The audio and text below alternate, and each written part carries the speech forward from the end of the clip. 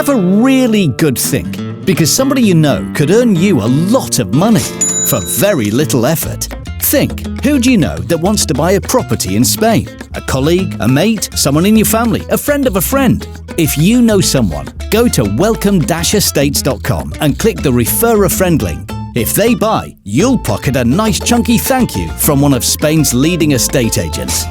T's and C's apply. All details at welcome-estates.com.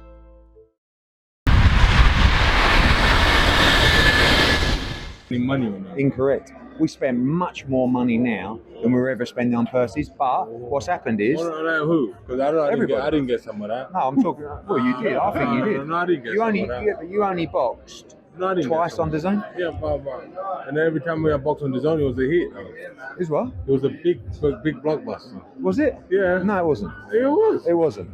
You fought Joseph Parker in the second fight, and you boxed Pulev in the second fight. It wasn't a blockbuster. It was a decent night.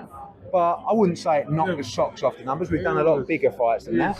I think we've done an outstanding job for you. I don't like it. I tell you what, I don't like about you. I don't like it when you say silly things about people that care about you and have treated you well. You know what? And I know you know what. And I know that you knew what you said. I know exactly what I was saying because I was trying to wind you up. Yeah, I know, but but you have to understand. I don't say it from trying to damage your brand or anything. I just say what I want to say, how I feel like I'm saying it. You understand? Yeah. But I didn't appreciate it. I would never say that about you because I like you. People go, oh, does Derek not like you? I like Derek. We get on well. I said, I'm sorry because you've been so good to me. But the thing is, when people treat you well, you've always treated us well, right?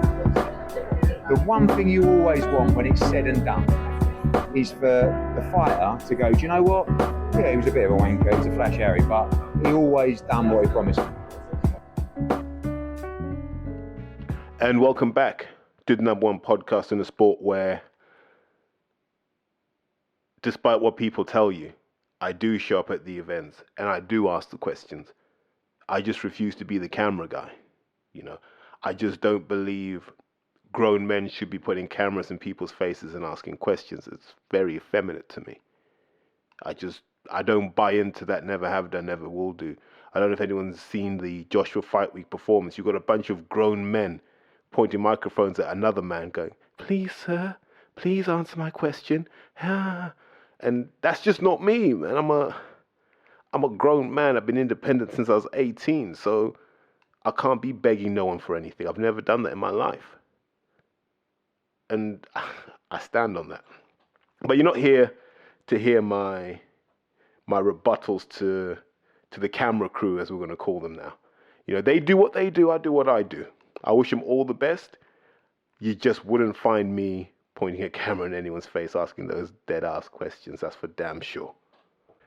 But having said that, a big shout out to Boxing Social for no other reason than they seem to be upping their levels. I thought they were in the doldrums for a few years when they were clearly run by clowns. But seeing as you've got new leadership and new ownership, it's a better product. The videos have got timestamps on them, so I can see I can see the natural flow of the video, and I can listen to the stuff in the order that it interests me. That doesn't mean that I'm going to listen to less. It means I don't have to wait anymore. I can just get to the point and then go, okay, what's all the other stuff? And I think that's really good. So salute for that. And I wish more outlets did that. In fact, I wish I did that on my pod as well. But I'm not about to do myself out of business. What I really want to talk about is the perilous state that British boxing's in. And if I'm wrong on this, please feel free to pull me up. There were at least 9 or 10 boxing shows in the UK this weekend. 3 of them were televised. There was a show at the White's Hotel in Bolton on Friday that was televised. There was a show in Telford on Saturday on BT Sport that was televised. And there was a show, I don't even know where it was in Manchester, that was also televised. Was it the AO Arena? That was also televised. And you couldn't make a you couldn't make a unified card out of the 3 best fights combined from each of those cards. You just couldn't. That's how bad it was. So if you look at this Bolton show, there's some compelling names on there. So for me, I'm interested in Linden Arthur because at some point they've got to put him in with his peers. They've got to put him in with the Craig Riches. They've got to put him in with the Joshua Boatsy. They've got to put him in with the Callum Smith. They can't keep farming him off to to these other guys, right? He can't keep fighting second and third rate opponents because he's better than that. And I don't know much about Linden, but I know a few people who trained with him. He's a real competitor. He's a guy who wants to be in that mix. He wants to be part of something where he could look back and go, I mixed it with the best of my generation. And the Sauerlands aren't delivering that. And I feel that they sold him a bit of a false promise on that one. But I'll always be interested to see how Linden gets on because, like I said, he's a guy who's done it the right way. They added the other guy, Sultan Zorbek. He's another Kazakh who's failed to deliver, right? Like, was Yulusinov Kazakh as well? These guys just don't deliver in the pros. The only one who has is Golovkin. And we keep signing these Kazakhs hoping that this is another Golovkin. And we're realizing Golovkin may have been a one-off. And then on that card, who was it? There were guys like Bobby Faulkner who are interesting. I got a lot of time for him. Chloe Watson, I hear is highly regarded. But we can all agree that's a small horse show. And that's a small horse show that you'd class as okay. It's not even a special small horse show. It is not a Box Mania type show. It's not. It's just, it didn't deserve TV coverage. Now, I don't know if that's because TV companies just don't put money into boxing anymore. They just give you a 90-minute slot to say, fill it with whatever you want. If that's the case, fine. But my God, that was terrible. And then if you break it down, Linden Arthur fought the last-minute replacement. I'm trying to think of his name. That's how important he was, man. It's absolutely insane. I think it was like Boris Crichton. And someone made the joke about Boris being back and all that sort of stuff. But the guy Boris Crichton's a super mid. Apparently, he was doing whatever he was doing. I don't know, flipping pancakes or whatever. Gets a call to come and fight. Drives down for 3 hours. Shows up. And for the first half of the fight, he did what you normally do when you've been given an unexpected chance with no pressure on you. He boxed like there's no pressure on his shoulders. Started doing well. And then the pressure got to him. Linden Arthur, having been there numerous times, just knew he had to stay consistent for the whole distance. And the tiredness would creep in on Crichton. The lack of experience against someone like Arthur would creep in. And in the end, Linden Arthur was able to, I think he put him down. And then just sort of ground out the win. But if you're Linden Arthur now, you're like, oh, what do I do now? Right? Let's hold this now. Linden Arthur's money-making options are domestic dust-up. Spider, Dan Aziz, Joshua Buatsi. Right? That's where it's at. Callum Smith's probably tied up. I don't think you're going to get the numbers on a Shakan Pitters fight that you'd like. And then the other option is he becomes a voluntary for someone. Bivol, Beterbiev. But then what's the upside for them? Is he high enough in the rankings to do that? So I feel for Linden Arthur. And in Linden's situation, I'd be banging the drum for a domestic dust-up. He's more than capable, so why not let him do it? And we should be campaigning for that. We should be saying, put Linden in this damn mix. He shouldn't be fighting on these sorts of dead cards. And when I say dead card, I'm not taking any disrespect to the kids like Bobby Faulkner who have to go through this process to get their experience. I understand that 100%. But they could have done this at the Victoria Warehouse in Manchester. They could have done this at the Ice Arena in Sheffield. It doesn't make a difference to them. My point is, as a televised product, what was on Friday was trash. And I flip it to Saturday. I have no qualms in going straight into the Frank Warren show on the Saturday. When you've got a stable that consists of guys like Sam Noakes, Dennis McCann, I'm sure you could reach down and grab someone like an Archie Sharp and bring him up. I mean, you've got talent in your roster. Royston Barney, you got talent in your roster.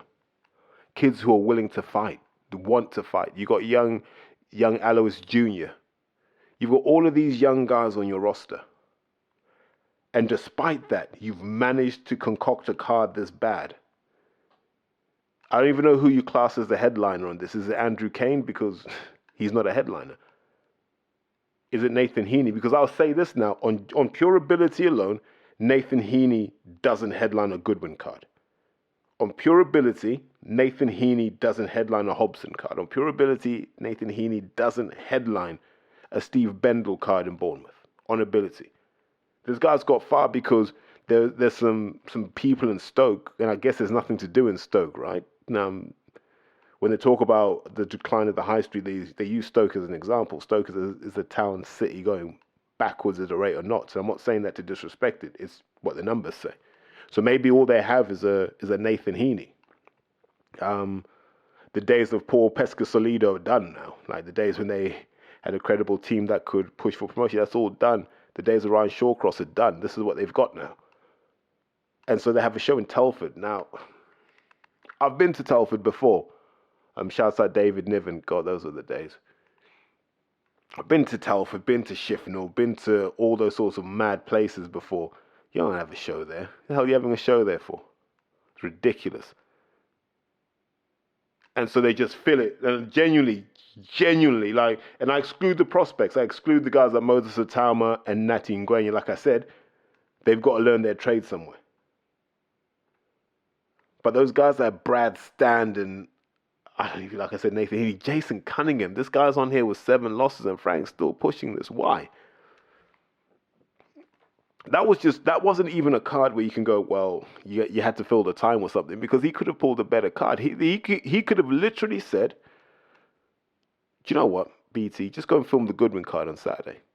Just go and film that. Like, you know, it saves me having to waste my time, and a lot of these boys can just box out of London, make it easy for themselves, save money on hotels and whatnot. That's all they had to do. Like, the only highlight from that Frank Warren show was that Moses Itauma stoppage. It looked good. You know what I mean? So shouts out to Dan and all the team behind Moses, because they took a lot of stick after the Carol Itauma thing. So it's good that they've rebuilt and come back. You know, I'm always going to stand up for the coaches because they don't control everything that happens in that ring. So big respect to Moses, onwards and upwards. I still think you've got to take him off TV for a bit. Let him go and get 6 or 7 fights just off the grid, so he can make a few mistakes, and then when we see him, he's a lot more polished. Because I think that's a big difference maker. Because I see it with Jamie Shakiva, and I see the pressure he's under. Like, the pressure he puts on himself, number one, because he's the televised guy, but also the pressure the institution puts on him to keep putting on performances. You almost can't make a mistake now on Sky, because they'll put someone else in your slot. You know, Steve Robinson is off doing the small hall thing for a bit. I think they've realized he needs to hone his craft. Fair play. Why not start off that way? Earn your stripes on the small hall scene, then come up. And I know I'm going to disagree with a lot of boxing purists. I don't think area level fights should ever be on TV. You should be televised when you're past area level. Because once you get past area level, it shows you're a competent pro. Because let's just go back to the build-up. In the build-up, they'll all just talk about Andrew Kane being the next superstar. He was going to be this, he was going to be that.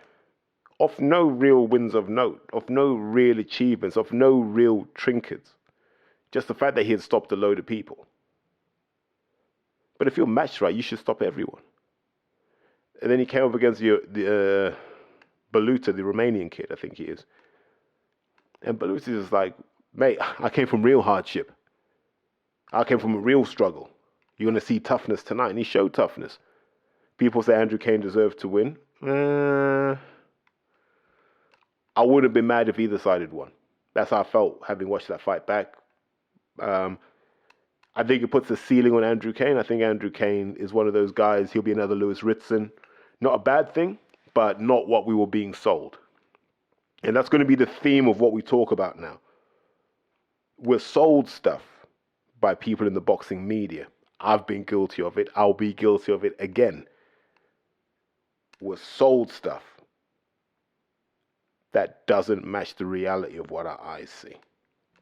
Too often we look in and we go, he ain't as good as I was told. He ain't as good as the tweets. He ain't as good as what Bunsey said. He ain't as good as what Carl Frampton says. I don't care how many gym stories they tell me. I can see with my own eyes that this guy is not that good. I felt that with Andrew Kane from the start. I always thought he was limited. And you can always look powerful against people who aren't there to stand up to you. But when someone stands up to you, all of a sudden, you don't look the same fighter. And I thought that was the case with Andrew Kane. So I just put him in that Lewis Ritson box that he'll get to a certain point, then he'll become an opponent, and that won't take that long. Nathan Heaney versus Jack Flatley. Jesus. Like, you wouldn't I wouldn't watch that anywhere. I just wouldn't watch that anywhere. Like, we've literally got Nathan Heaney on TV because his fans sing Delilah. Like, the very song the Welsh banned because it was almost about, wasn't about like a serial killer or a murderer, a guy that killed his girlfriend. And these guys are still singing it with no hint of irony. That's probably the measure of the Heaney army. I don't know. But terrible card. Terrible, terrible, terrible card. Terrible. Vomit-inducing. Terrible. Terrible. If you ran BT Sport, you'd have dragged whoever it was. Who matchmade that? Steve Furness? You'd have dragged him in and fragging, what the hell is this? Give me my money back. This is what we paid for. That card was terrible. Absolute garbage. Absolute garbage. That was just, yeah, it was horrible. That was horrible, horrible, horrible from start to finish. Disgusting. I don't have a good word to say about it. That was disgusting. But, and I keep saying this, exclude the prospects. The guys under 5 bouts, exclude them because they got to go somewhere. I'm okay with that. But the guys who should be delivering more, and you're fighting guys like Jack Flatley, you're going nowhere. Do you know what I mean? You're going nowhere. No one on that card is going anywhere. Like, none of the established guys on that card are going anywhere. It was terrible. So let's just talk about Sky quickly. So I think we're a couple of years into this, right? When we've known that Hearn was going to step away from Sky. And we didn't know who was going to get the gig. And we were speculating it would be the Sowlands, it would be this, it would be that. And luckily it wasn't the Sowlands. Thank effing God for that. Whew. We dodged a bullet on that one. So they surprised us even more by giving it to Boxer and Ben Shalom. And if you remember the spiel in the beginning, it was, look guys, a lot of stuff hasn't happened on this platform because certain people couldn't get over their egos. This is all about moving on from that era. This is about delivering for the fans on a Saturday night. This is about giving fans such good fights on a Saturday night that they will happily go to pay-per-view, right? That's what we were essentially sold. I'm paraphrasing, but we were sold that. And if you remember in the beginning, Ben Shalom didn't do a lot of talking. Just in the background, laid back in the cut, and we're like, wow, this feels good. But the message was clear. We're going to sign a stable of fighters we think are good. And we're going to ride this journey with them until they're in position for world championships. But on that journey, they will fight competitive fights. Some will be on pay-per-view because it warrants that. But most will be on free-to-air. Well, Sky. If you're a subscriber, you get it. And so we're like, okay, this all sounds fair. This all sounds good. We saw the stable they signed, and it was like guys like Huey Fury was on there, et al. They said they had access to Eubank Jr., Josh Taylor through the top rank thing. We're like, okay, there's enough here to keep us going. And when you spoke to people behind the scenes, the expectation was, we don't want prospects getting to 10, 15 and 0 without giving the fans good measuring stick fights. That's what it was. We need to get guys in 50-50s as early as possible. Now, I don't know what's happened behind the scenes in terms of boxing politics. We're nowhere near that now. Saturday was just proof that Sky can't deliver that anymore. They don't have that power. And I don't think it's a Sky problem. I think it's everyone's throwing more money into boxing than boxing is worth, in the hope they can secure a position further down the line and recoup their money. Boxing history will tell you that this rarely, if ever, happens. So here we have Sky, the preeminent platform in this country. I don't think anyone debates that. Sky, the platform. And fans have been waiting for those consistently powerful cards. You know, but we haven't seen them. Now, the question is there a lack of appetite? Is there a lack of money? Someone's got to come out and tell us the truth. Because it's not good enough. You know, you got Eubank Jr. holding down pay-per-views. You're like, well, what part of the game is that? You've never been able to tempt guys like Dillian? What's happened here? Meanwhile, Hearn's like, I'm on an app in the middle of nowhere and I'm still not under threat. And even Hearn must be like, oh God, this isn't good. Hearn must go, my stable's terrible and I'm still well above water here. And everyone else seems to be drowning. Like, how bad are their stables? How bad is boxing? And that's everything that sort of bubbled into Saturday. Because it was headlined by Lawrence Okolie. And like I keep saying, I think Lawrence Okolie is one of the more dominant cruiserweights we've seen. I think he's competitive in any era. I think he's a nightmare for Usyk. I think he's a nightmare for Hay. I think he's a nightmare for Holyfield. I think he's a nightmare for O'Neal Bell. I think he's a nightmare for all of those guys. I genuinely do. And you put him in with David Light. No one knows who David Light is. And to be honest, no one cares who David Light is. I want to hear about his amateur record. I don't want to hear about his best score in Scrabble. I don't want to hear anything about David Light. We will never hear about David Light again. Because Sky already got burnt wasting money in one New Zealand. They're not going to do it twice. So Lawrence is in this fight that doesn't mean anything. It's a mandatory. They talk about, yeah, we have to get it out the way. Whatever. Should never have been the headline. If Lawrence is shaking ring rust off, he shouldn't be headlining a show. How can you headline a show when you're shaking off ring rust? See, when do Sky Sports ever show Manchester United's under 23s?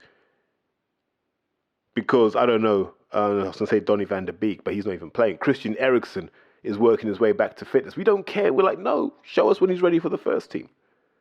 And I don't think Lawrence is too proud to say, I'd have been on the undercard of this. Shake some ring rust off, and I'll headline when it's my time. But if Lawrence isn't headlining, who they had headlining? Nobody. Stable's not good enough. And I don't know, like they're talking about this 2-3 year journey to get these guys up to a certain level. Who's even gone forward since they signed with Sky? Nobody. Who's mandatory for what? Nothing. No one's mandatory for anything. They haven't positioned anyone. We criticize Hearn, but at least Hearn will tell you this is the path. He's going to go here, then he's going to go here. Then this time next year, he's mandatory for this. He did it with Kell Brook. We saw that. That transparency is what we need from Sky. We're not getting it. And that's problematic for many, many reasons. But chief of them is we're forced to pay this damn subscription. We want to watch the football, yeah, we've got to pay that subscription. So we're expecting the boxing, at least have your act together. Give us some certainty. So Lawrence jumps in, and we know Lawrence's story. The outside the ring stuff we've discussed already. I think kudos to Lawrence for highlighting some of the issues around Eddie Hearn. I think a lot of that stuff gets hidden because people don't want to burn their bridges, but he had the courage to talk about it. I don't think it came from a place of malice. I think it came from a place of truth. You guys don't know about the man you're talking about. I do. He's not that good a guy. His loyalty is to his family business, not his fighters. And as fans, we don't embrace that enough. Eddie Hearn's loyalty is to the Hearn family, Matchroom, and that's where it stops. So he can live in his lovely house on road in, yeah, we know where it is. He can live in that house, that I think it was £1.75 million house. He can live in there and be the king that he is, and that's fair play to him. But he doesn't care about his fighters. He'll care if you're Joshua because you bring in the bacon. He'll care if you're Canelo because he needs you more than you need him. But for Okolie, he didn't. And he just shared his version of reality, and I think he was right to do that. I feel Sky overplayed it. I think Sky should have protected him. So once he kind of said it once, that should have been it, and they should have protected him from having to talk about it numerous times. Because that put pressure on Lawrence to perform. And when he didn't, it drew out Matchroom FC to kick him over his performance. I didn't really agree with that. You know, an Okolie performance is an Okolie performance. If I look at it with my coaching eyes, I always wonder who and what does he believe in when it comes to the ring. And I'm going to explain it because I think there's a lot of nuance to this. You ask any coach, any trainer, any teacher, whatever you want to call that guy who's accountable for the overall camp and performance. They rank mindset over everything else.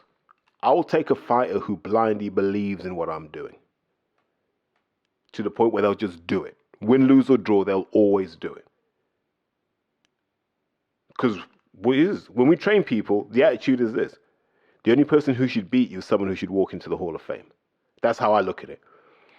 My aim is to train my guys to be so good at what we do that you've got to be special to overcome that. And if you're special and you overcome it, there's nothing you can do. That's just that 1 in a million person. Yeah? The worst thing you can have in your coaching life is someone you train for months and every time they jump in the ring, they just do what they want to do. Because what am I supposed to do to remedy that? Like, I'm teaching you a certain framework and I can make adjustments within that framework. You start acting outside that framework, I'm having to make up stuff that I'm not necessarily solid on. So now we're all gambling. And I think you saw this with Tony Yoka. Yoka wasn't doing what Virgil Hunter wanted him to do. There's no way Virgil Hunter wanted that kind of performance. And so Yoka boxed like he had no confidence in what he was being taught. And what he tried to do, if you notice in that Takam fight, is he tried to revert back to that style that got him the gold medal in the Olympics. Because he can't let go of that. Yeah. No one has given him enough trust or enough credibility for him to trust and believe in what they're doing. And so you see someone like Yoka who's like, I don't know what the hell to do now. I'm lost in the ring. Now, Lawrence, it's not that Lawrence is lost in the ring. I don't think he is. I think like Lawrence could go his whole career undefeated the way he boxes. But there's more in him. That's the harsh reality that people don't want to accept. There's more in Lawrence. And sometimes it's not about teaching someone stuff. It's about freeing them up and going, who do you want to be in that ring? Who do you want to be? Let's build that. Let's build that. But in exchange for building that, you're going to have to be that person 100% of the time in that ring. Are you prepared to do that? That's what made guys like Angelo Dundee really good. They didn't over-engineer a fighter, but they got their fighters to be consistent versions of themselves in a fight. That's the hard part. Sugar Hill's job is to get Lawrence to be the most consistent version of who he wants to be in that ring. And I don't think we know the answer to that yet. At the moment, he's just boxing to win. And I think he needs to get to a point where he says, either I want to be Thomas Hearns, or a version of Thomas Hearns where I keep it long and I just whip punches in, fully committed, or I want to be this version of me, which is being on the back foot, counter punching, and grinding people down until they get tired. And it doesn't matter which one it is, as long as he's willing to believe in it, he can go a long way. And against David Light, we kind of saw that confusion that we saw with Yoka, where it's like, what do I do here? Because at any point from round 6 onwards, Lawrence could have just banged his gloves and said, I'm going to stay in the middle of this ring. And every time you come forward, I'm just going to bury my left and my right hand in your face, in your guard, whatever. And if your guard's in the way, I'm going to come around the corner. And if you think you're being slick, wait till I go to the body and break your ribs. He could have done all of that. But you need that scaffolding around you that says, we're going to build you into the version of you that you want to be in that ring, that you believe is the best version of you in that ring. And that's when you really earn your money. Now, is it easier to do with Fury? 100%, because Fury's been doing this thing for a lot longer. You know, Lawrence is still new to this, and he's learning. So I'm prepared to give Lawrence time, but I also accept that this is just who Lawrence is for now. And fans will go, oh, he's boring. But a lot of it came from, I think a lot of the negativity and the booing that was in the arena came from the Hearn thing. It's like, well, mate, I mean, you threw rocks at Eddie Hearn about how he performed towards you. Cool. Look at how you're performing towards us. We're going to throw rocks at you. It's just part of the course of boxing. But Lawrence is a guy you stick with because the real magic will be when he gets to heavyweight. That's when we'll find out everything we want to know about Lawrence. That's when I'll be most interested. So Lawrence wins, beats David Light. How the hell David stood up to a couple of those shots, beyond me, so credit to his toughness. But now what? Like, you've known that you were going to sign Lawrence for a while because this has been going back and forth for a while. What I was expecting to hear after that fight was Ben Shalom to say, on Monday, I'm calling J.R. Petaya's management team. We'll make that fight happen this summer. That was all I wanted to hear. Like, you've had enough time to get that ball rolling. Where was that? I'm hearing Riakporhe. Okay, no, I don't mind that fight further down the line, but I feel that Riakporhe might have some unfinished business, domestic and European level first, which is just my opinion. Let Lawrence go and unify. Or if you're not, let Richard unify. Let one of these guys do it. Get these belts. But once again, we're not hearing Sky talk about acquiring the belts. Because once you've got that real estate, we can just run a tournament in the UK. You can have an all-cruiserweight card. That had never been discussed either. That Bill and Smith show should have been an all-cruiserweight affair. They're enough. Why don't we do that?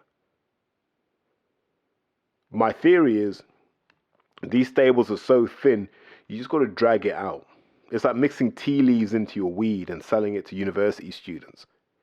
You can get away with it because they're not connoisseurs. They don't know what they're looking for. And that's what we're being said. Like the stuff we're being sold as boxing, it's just stepped on stuff. It's like cut cocaine, for God's sake. It's just, you're sniffing rat poison when you watch some of these shows. And I feel for Lawrence because he's like, how can I get excited about these fights? I'm not scared of these guys. Get me Richard. Get me another world title. Get me the things I've asked for. And you'll see me elevate. And he's quite right. Then when you look at that card, what else was there to talk about? Fraser Clarke was on there. Fraser Clarke, who did he fight? He fought Bogdan Dinu, journeyman for hire. Cut his head, broke his rib. What else can you say about the fight? Fraser Clarke is a conundrum. So here's the thing with Fraser Clarke. You don't come up as a junior, go through the GB system, spend a decade in Sheffield with McCracken and everybody else, if there's not something about you. Now, the other question is this GB system good for you or bad for you? All the information that's coming out now is telling us it's not great for you. Coming out the GB system is not good for you. Because they've almost distilled amateur boxing to such a precise formula that if you don't fit that, you're going to get excluded. If you do fit that, you're so far from the professional requirements that you're going to struggle. And I think you're seeing that with Fraser Clarke. He can't understand why he can't just let his hands go. He can't understand that. Subconsciously, you can see it. He's like, I should let my hands go, like I did in the amateurs. But there's pressure on you to get knockouts. There's pressure on you to hurt people. You're dealing with people who are hard as nails now. Not just good athletes who are trying to pick you off. These are guys who are like, I can wait you out. And when you get tired, you're going to get hurt. So there's that fear. The gloves are smaller. The pain is increased. And you can see all of this stuff has taken a toll on him. And having been in that comfort of the GB setup, he is struggling. There's a good heavyweight in Fraser Clarke somewhere. There is, because he knows too much about boxing not to be good. Is it a mentality thing? Is it a camp thing? Does he need to be in an environment that's horrible, that's scary, that's intimidating, where they're going to run you into the ground? Is that where he needs to be? I don't know. But at the moment, you wouldn't put him in with Nathan Gorman. You wouldn't put him in with Fabio Wardley. I don't think he's competitive at that level right now. But this is an Olympic bronze medalist. Like, if not now, when? He keeps talking about Fabio Wardley. I'm like, you're talking about a guy who was white collar. He was white collar 5 years ago. You weren't. You were an elite amateur 5 years ago. And now that's your rival? It's. How do you describe Fraser Clarke in a way that's relatable?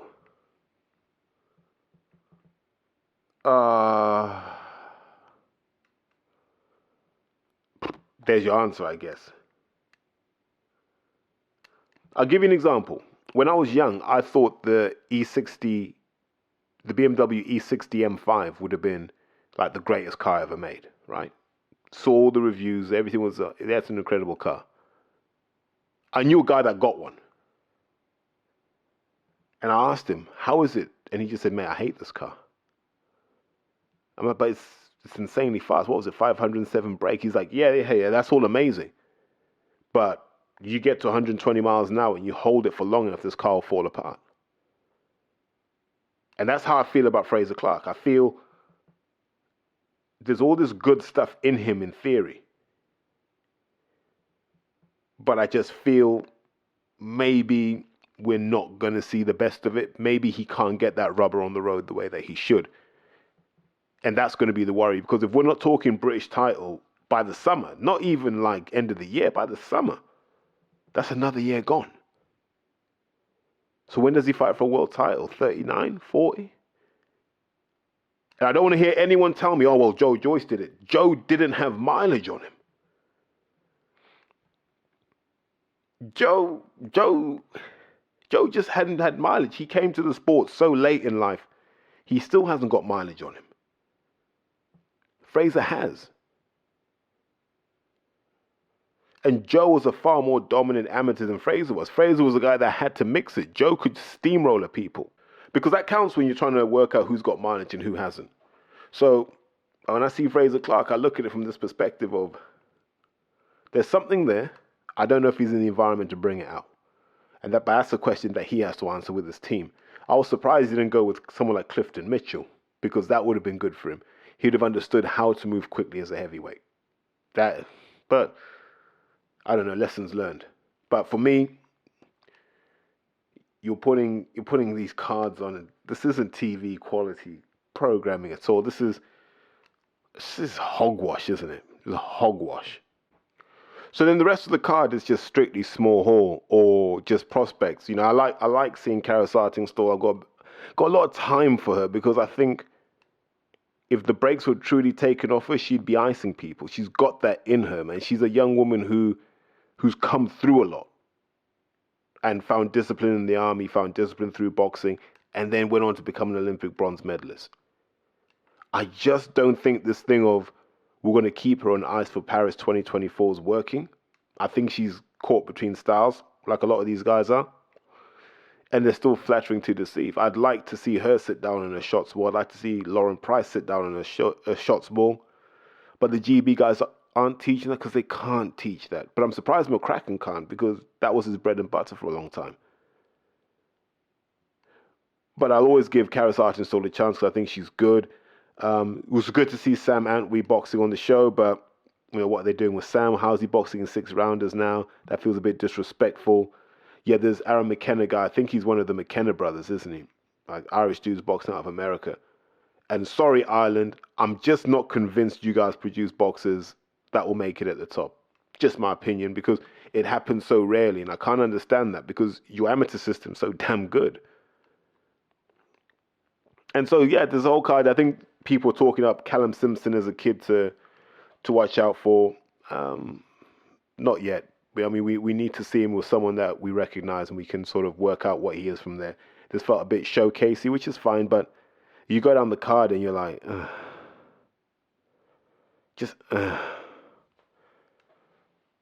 And we haven't even talked about Michael Gomez versus Levi Giles. I wanted to say that for last because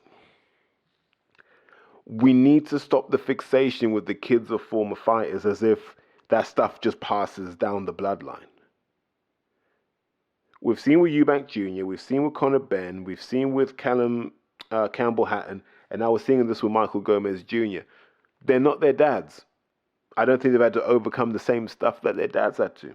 I think they're just sort of like the diet version of their parents. And that's fine. But that Michael Gomez Jr., the shove he did on Levi Giles at the face-to-face was disgraceful. How the board haven't suspended his license already is beyond me. Here's the thing that makes that a big problem. The way Levi Giles fell, he could have hit his head and knocked himself out.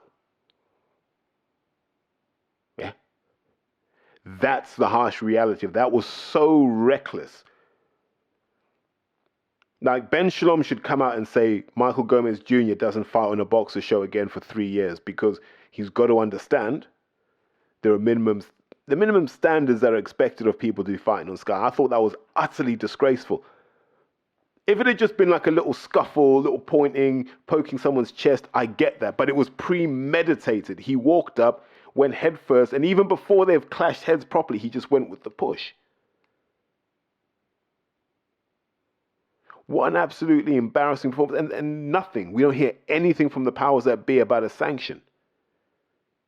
And I felt for Levi Giles, who then went into the ring and boxed the fight that he wanted to box for as long as he could. Acquitted himself well. I thought scorecards were shocking.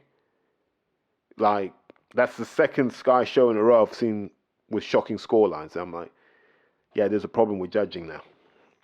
I don't know. It's hard because people say, well, how did you score the fight? And my attitude is, don't score the fight unless you're being paid to score the fight, because you're not going to feel the same pressure. But it didn't feel like a fight that Michael Gomez won. Didn't even feel like it was a close enough fight to say, well, there's an argument for Michael Gomez. I can see why he's not flying higher. These were two guys who, like I said, this is small hall level fighting. It's not great. The card wasn't good. It was horrible. If you're having a meeting now with Sky going, that card was horrible. Didn't make sense.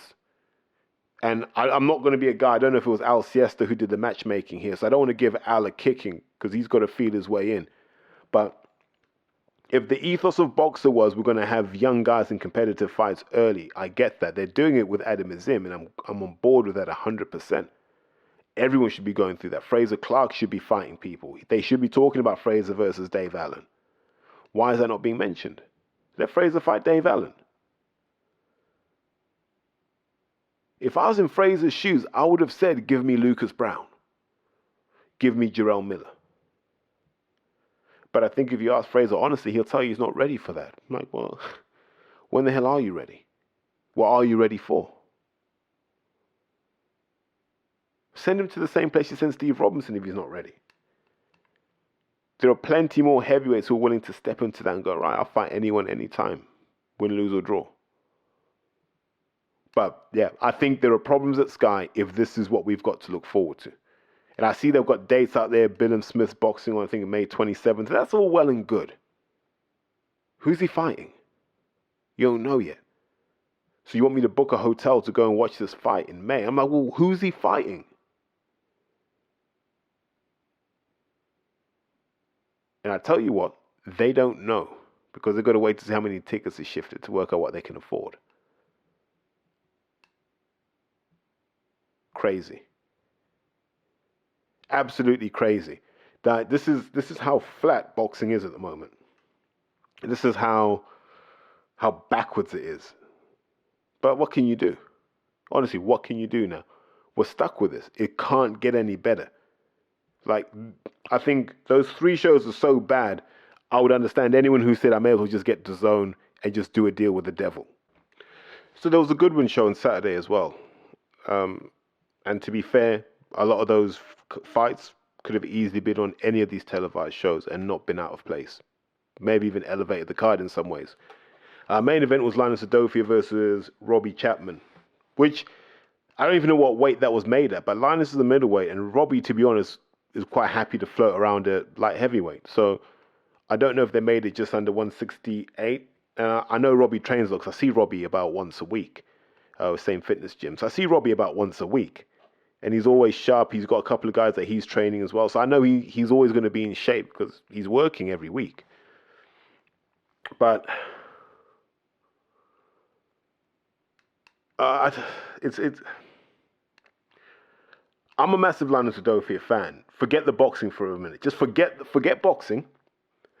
I could sit down and spend a day with Linus and enjoy myself. Linus Udofia is a good man. Top man, good laugh. Anyone who's interacted with him speaks highly of him. Linus Udofia should have a British title. Linus Udofia should be on a mainstream TV network. He has that everyman appeal that this whole country can get behind, like Denzel has. That's why Denzel has got as far as he has. That's why Dan has got as far as he has. Like, Wherever you are in the country, you may live in a town that's got no black people.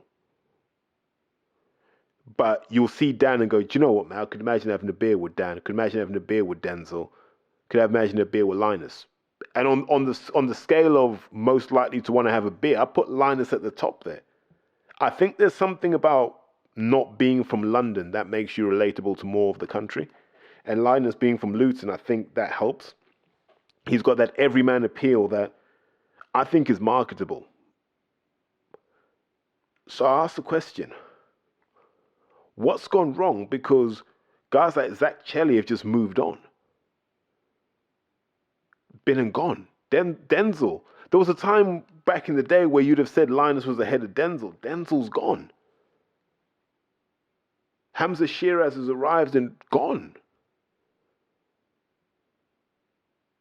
And so I'm like, what's happened to Linus? Because he's at that age now where he's got to hit the accelerator. And I know he's been on this, he's been on Haymaker, he's been on South, he's been on all of these things. And the simple truth for me is, he should be doing better than he is, which is my opinion. I don't know if that's a training thing, don't know if it's a management thing, don't know if it's a promotional. I don't know what it is because I'm not close enough to the detail. But as an outsider looking in, I do go, what's happened with Linus? Does he need to change his training setup? Does he need a different training philosophy, a different attitude? Does he need to be somewhere else that's going to draw the best out of him? Does he need to be in there day in, day out with guys like Denzel, Jordan Reynolds, the Fail brothers? Does he need to be in that kind of environment where every day they're like, yo, you still think you're the man here? Prove to us that you belong here. I don't know.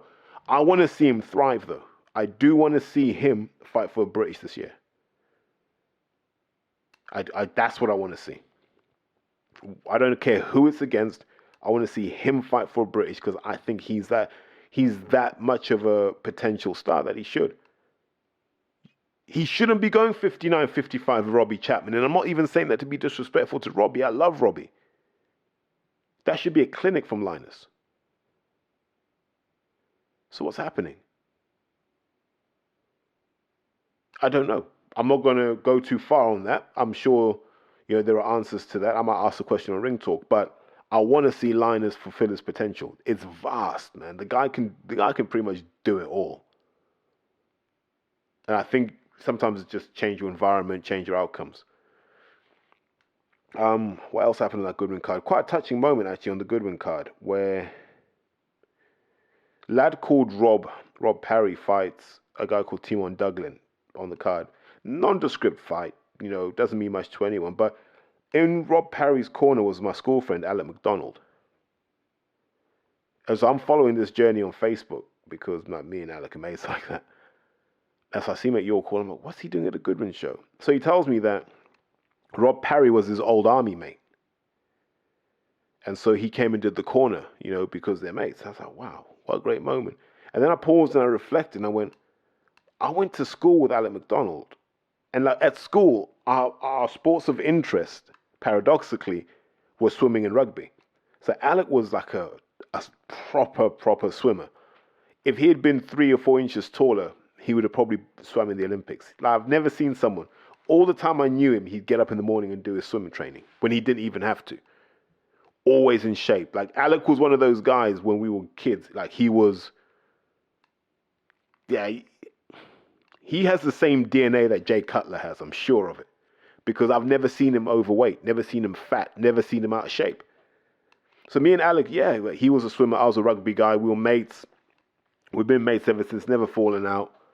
And then I think through boxing, we've kind of reconnected as well. And so he runs his Spartan fight thing out of Abingdon in Oxfordshire. He's coming on stream with some people now. And I'm so proud of him, just as a friend. And I'm like, wow, think about where we started 20 odd years ago. Who would have thought we'd end up here? And I'm talking about Macca cornering someone on a Steve Goodwin show. It's just mad how these things connect themselves.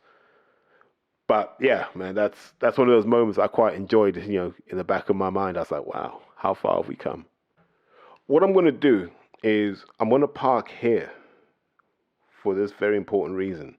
No, actually, no, I'm not. No, I'm not. I'm going to tell you why. I want to do a separate one on this whole Joshua Franklin thing. I don't want to talk about it on this one because I feel it's too much. But it's just occurred to me that I haven't talked about Caleb Plant versus David Benavidez, and I haven't talked about the Richard Commey card, which I should touch on briefly. Man, this is going to be a long one. So Caleb Plant fights David Benavidez. What I like this fight is you got two guys who go running into danger. Never hear about, we can fight further down the line, we can do this, we can do that. None of that nonsense that we've been brainwashed to accept in this country. So these two guys fight, right? One's fought Canelo, one deserves to fight Canelo. So we want to find out, of all the people not called Canelo, who's the best at 168. And Benavidez showed he's different. I don't think Canelo's watching that going, that's easy work. Because what did Benavidez really show? He showed that he's tough because Plant can hit. Plant's accurate, he's fast, and he's got a good style. And you will find out if you're tough against Caleb Plant. And Benavidez showed it. And he showed that he can overcome all of that and impose his will on someone who I'd say is pretty elite. Caleb Hunter Plant is a hell of a fighter. And he was able to dominate him. And in some cases, you thought he was going to stop him. And so as I'm observing this, I'm like, okay, wow, he can do this to Canelo. You know when the flurries come from Benavidez, and he's 6'2", he's a big guy. The sort of guy that if Callum Smith got a phone call saying, would you fight Benavidez? You know Smith would say no. There's nothing Callum Smith could do to resist that. And I would like to see Benavidez go up to 175 if he can't get the Canelo fight. Because he looks like he can carry everything up to 175, and he may even be stronger at 175. But it was interesting because Caleb's got the Stephen Edwards, right? The guy from Philly who worked with J-Rock. You know, the guy who does the column in Boxing Scene. And it goes to show anyone can be right after the event. Everyone is correct when looking back. We're all intelligent when looking back. But where was all of that intelligence and old school knowledge when it came to fighting Benavidez? Simple answer, couldn't do it. And there's nothing wrong with that. Some you win, some you lose, some as a trainer. But it's just a reminder that knowledge of boxing doesn't equate to ability to teach boxing. There's a big gap between those two things. And so respect the people who get the results. Like, you know, the Benavidez family always seem to deliver. Or kind of both kids have that kind of aggressive, will come after you style because they're quite tall and lean. I quite like it. And I'd like to see him fight Canelo next. I don't think there's an excuse after the Ryder fight. September, let's see that fight happen. If I'm Hearn, I'm like, avoid at all costs. But that should be the fight. Like, I think that makes Benavidez interim champion, so the fight's got to happen. I can see the belts getting vacated, unfortunately. But that was a good fight. Chris Colbert fought Jose Valenzuela. Shocking judging in that. I can't believe Valenzuela lost that fight because Chris Colbert, for all the dyed hair and the silly trunks and the antics and the hype and all of this stuff, looks fragile at 135, looked fragile at 130. He's got a bit of the Linares about him. If you can outmuscle him, you throw him clean off his game. You know, and so we'll see what happens. But if I'm a prospect, I'm looking at Colbert's easy work. You wouldn't put him in with a Tank or a Devin Haney. You wouldn't put him in with those guys because, I mean, I think he just gets minced. And so on the top rank card, you had one of our favorites, man, Richard Commey, a good guy. A guy who's always entertained in his weight class. You know, a guy who's a class act. You know, we know him in this country because he did a couple of small hall shows. I think he was meant to do the DeBella thing here. That was going to be the link up. And so he fights Jose Ramirez. Gets put down twice in round 11. And I guess you're kind of looking at him being a gatekeeper now, which is sad because he's one tough man. You know, on that top ranked card, he did all right. But the fight for me that was of most interest was the way, I think it was Antonio Morelos, the 6'9" heavyweight. Funny what Tyson Fury creates. And now it's this idea that anyone who's 6'9" can be a heavyweight champion. So he fights, God, I always forget these kind of Samoan names, but he fights a guy, I think it's Patrick Mailata. As soon as you see a name like that, you got to know that Maori fighting spirit's coming out. He might even be Tongan or Samoan. So I don't want to disrespect by conflating them. But he's definitely of Polynesian descent. boomed a shot down on this guy. I've never seen a guy go down that slow. He took 3 or 4 shots on his way down, like the downside of being 6'9". Ended up literally, he looked like a giraffe drinking water. Worse than David Price did. He looked like a giraffe, or even, how do you describe it? You know when James Brown did the splits when he was performing? It was something like that. And you're like, ooh, that wasn't good. And so that Morelos guy gets back up and wins the fight. I'm like, how the hell did he... These judges don't care anymore, do they? They're going to rob you blind, which I find it unbelievable. But I love seeing stuff like that when you see these guys, because here's what happens. Everyone just assumes that you can just get a 6'9" guy and he's going to be incredible, man. It's really hard to build heavyweights because they kind of only have one way to win, which is normally power. If you don't have power and you don't have resilience, you're kind of done as a heavyweight. That's why Derek's gone so far, because he's resilient as hell. Same with Takam. That's why they can box into their 40s. Whereas I think if you're in a lower weight class, yes, you got to take more shots, but there are more ways to win. You can win on just sheer skill. You can win on sheer power. You can win on defense. You can win on so many different levels, which you can't as a heavyweight. Heavyweight just whoever falls over first loses. So in this case, I'm like, Morelos gets knocked down. I think it might have been the first round, maybe second. In a 6-round fight, I'm like, how do you lose that? Like you got to just essentially lose every other round now. So I don't know what the judging's coming to now. But in essence, those American cards were more entertaining than the British cards. I know one was pay-per-view, one wasn't, but there you go. We need to do better. I don't think we have done.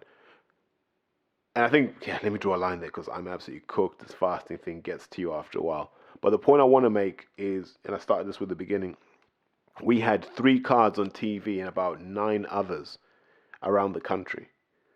And not one person had the wherewithal to go, let's just make a super card. We've got a mediocre level of talent in Britain right now. If you were to aggregate everything, it's a mediocre level of talent.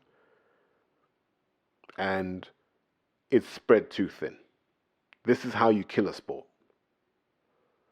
It's going to be so hard to get Fraser Clarke in with Fabio Wardley, but we need to see that. Why don't we just get Jonas against Clarissa Shields done? I mean, shot in the arm for boxing. All these fights should be made to happen. Okolie Reakpo, or let Okolie unify, whatever. And then let these guys fight each other, both go up to heavyweight. Then we can build these cruiserweights. We can get Vidal Riley in the mix, all of this. And we're not doing any of that because people are so concerned with spreading out this product so they can fill their shows. No, if you can't fill a show, don't have a show. But if you are going to have a show, make it good.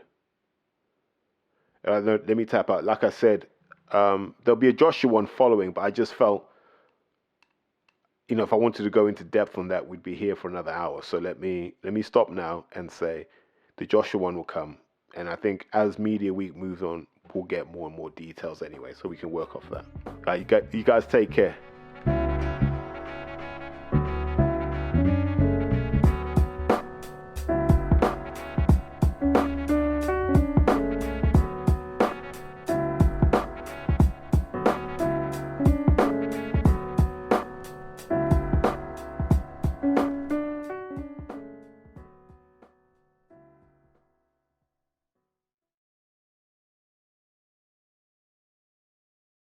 Porky's Corner is proud to be sponsored by Spartan Site Solutions.